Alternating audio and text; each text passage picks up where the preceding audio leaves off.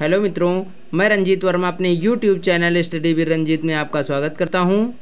बच्चों, मैं आज अपने इस वीडियो में तुलसीदास द्वारा रचित धनुष भंग शीर्षक, जो कि कक्षा 10 हिंदी का दूसरा अध्याय है, धनुष भंग शीर्षक के दूसरे पद्यांश की व्याख्या आपको अपने वीडियो के माध्यम से पढ़ाऊंगा। तो बच्चों, इस वीडियो में जो मैं आपको पढ़ाने जा रहा हूँ, ये वीडियो हमारे आपकी आगामी आने वाली जो 2023 की बोर्ड परीक्षा है उसमें बहुत ही उपयोगी हैं। तो बच्चों, ज़्यादा वक्त ना लेते हुए हम चलते हैं अपने वीडियो की ओर। चलो बच्चों, देखते हैं हम। देखिए, ये हमारा दूसरा पद्यांश है। इसमें लिखा हुआ है, मंत्र परम लघु जासु बस विधि हरि हर शुद्ध सर्व। ठीक है, तो बच्चों, इसमें देखिए गोस्वामी तुलसीदास जी ने उस समय के, यानी जो प्रस्तुत पद्यांश है, इसमें किस समय की स्थिति का वर्णन किया गया है, उस स्थिति के बारे में पहले हम आपको बताना चाहेंगे कि इस पद्यांश में जब रामचंद्र धनुष भंग करने के लिए चलते हैं तो उनकी उस मधुमस्त चाल को देखकर सीता की व्याकुलता, यानी मधुमस्त चाल को देखकर जो देवी सीता हैं, उनके मन की व्याकुलता को देखकर सखियां देवी सीता को समझाती हुई कहती हैं कि हे देवी, आगे देखिए इसमें क्या कहा गया है कि मंत्र परम लघु जासु बस विधि हरि हर शुद्ध सर्व। ठीक है, तो मंत्र परम, तो यहाँ पर कहा गया है कि मंत्र जो मंत्र होता है हमारा, ठीक है, परम माने बहुत, लघु माने छोटा, जस माने जानकर, विधि हरि हर, विधि हरि माने होता है भगवान, हर माने सभी, शुद्ध सर्व माने सभी को अपने वश में कर लेते हैं। यानी ओम मंत्र जो कि बहुत ही छोटा है, फिर भी संपूर्ण भगवान को, सभी भगवान को या सभी देवताओं को अपने वश में कर लेता है। ठीक है, देखिए यहाँ पर कहा गया है कि ओम मंत्र, तुलसीदास जी कहते हैं कि ओम मंत्र कहने में या देखने में तो बहुत छोटा है, फिर भी वह सभी ईश्वरों को, ईश्वर अर्थात देवताओं को, ब्रह्मा विष्णु महेश और अन्य देवताओं को अपने वश में कर लेता है। उसी प्रकार महामत गजराज कहूँ बस कर अंकुश खर, यानी उसी प्रकार मदमस्त हाथी, यानी मद में अर्थात नशे में धुत हाथी, जो मदमस्त हाथी होता है,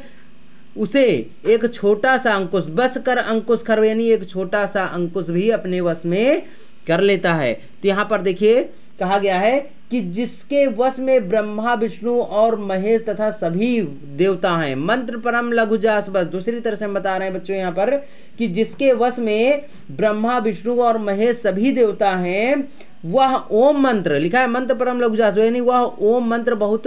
छोटा है, फिर भी उसके वश में ब्रह्मा विष्णु और महेश और सभी देवता हो जाते हैं। फिर महामत गजराज कहूँ बस कर अंकुश कर, इसी प्रकार महान मदमस्त गजराज को भी वश में करने वाला, महान मदमस्त गजराज को भी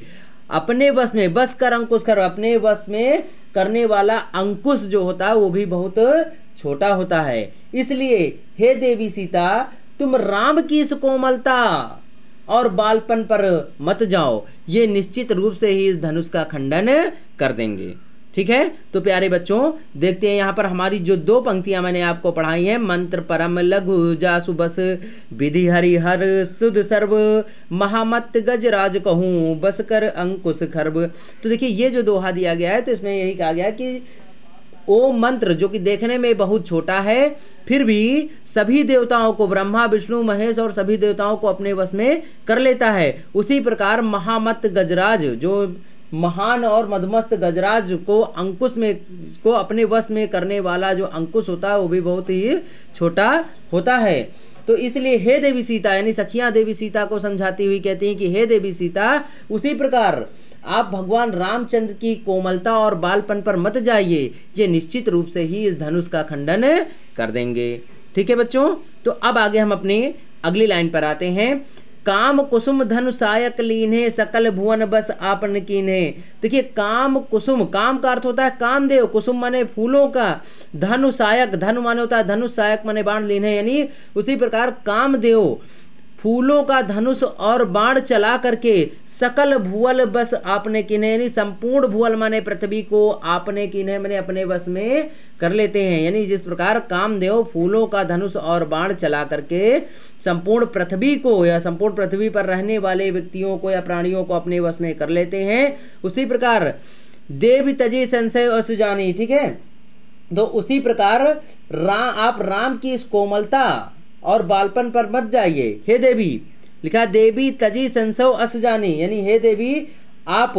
अपने मन के संशय अर्थात वहम को या डर को त्याग दीजिए। हे देवी तजी संशय असुजानी, यानी तजी माने त्याग दीजिए, संशय माने अपने मन में बसे हुए डर अर्थात संशय को या वहम को त्याग दीजिए। और भंजब धनुष राम सुन रानी, यानी हे रानी श्री रामचंद्र जी निश्चित रूप से ही यानी निश्चय ही इस धनुष का खंडन कर देंगे। फिर आगे देखिए बच्चों, हमारी अगली लाइन में गोस्वामी तुलसीदास जी क्या कहते हैं कि सखी वचन सुन भय प्रतीति मिटा विषाद बढ़ी अति प्रीति। देखिए सखी वचन सुन भय प्रतीति, तो यहाँ पर देखिए बच्चों फिर आगे कहते हैं देवी सखियों की बात सुन करके माता सीता, ठीक है, क्या कहती हैं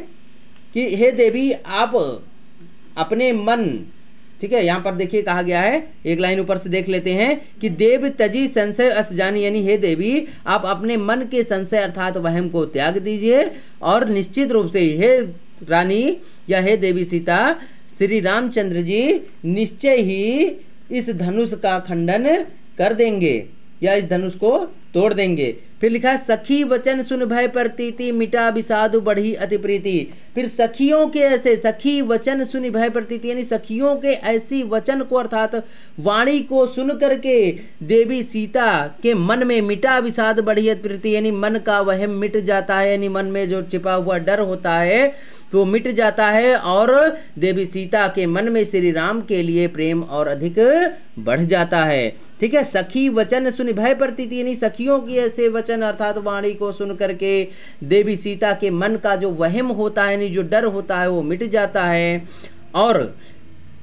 श्री राम के लिए देवी सीता के मन में प्रेम और अधिक बढ़ जाता है, यानी उनके श्री राम के सामर्थ्य पर और अधिक विश्वास हो जाता है और उनका दुख दूर हो जाता है। फिर आगे देखिए लिखा है तब राम ही बिलोक वैदेही समय हृदय विनवती जहि तेहि,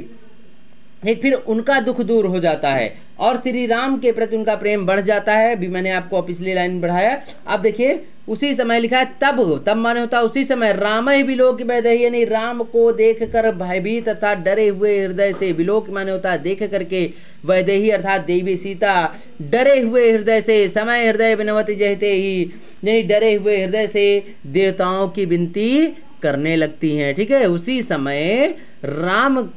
को देख करके देवी सीता अपने डरे हुए मन से यानी उनके मन में जो भय था उसको प्रकट करती हुई सभी देवताओं की विनती करने लगती हैं। तो बच्चों हमारा पद्यांश यहीं पर समाप्त होता है और इस पद्यांश के समाप्ति के बाद हम इसमें से जुड़ी कुछ और अन्य महत्वपूर्ण बातें आपको बताना चाहेंगे कि यह जो हमारा पद्यांश है इसमें अवधी भाषा का प्रयोग, क्योंकि गोस्वामी तुलसीदास जी ने अपने संपूर्ण काव्यों में अवधी भाषा का प्रयोग किया है, और जो रस है इसमें श्रृंगार रस का वर्णन किया गया है, गुण माधुर्य है और अलंकार इसमें अनुप्रास तथा पुनरुक्ति प्रकाश अलंकार का प्रयोग किया गया है, और जो छंद है वो दोहा और चौपाई, ठीक है, दोनों छंदों का वर्णन किया गया है। तो प्यारे बच्चों हम अपने इस वीडियो को यहीं पर विराम देते हैं और कल फिर हम अपने एक नए वीडियो के साथ उपस्थित होंगे। तब तक के लिए आप हमारे चैनल को अधिक से अधिक लाइक शेयर कीजिए और अभी तक यदि आपने हमारे चैनल को सब्सक्राइब नहीं किया है तो कर लीजिए और बेल आइकन दबाना ना भूलें, जिससे संपूर्ण वीडियो आपको मिलते रहें। धन्यवाद।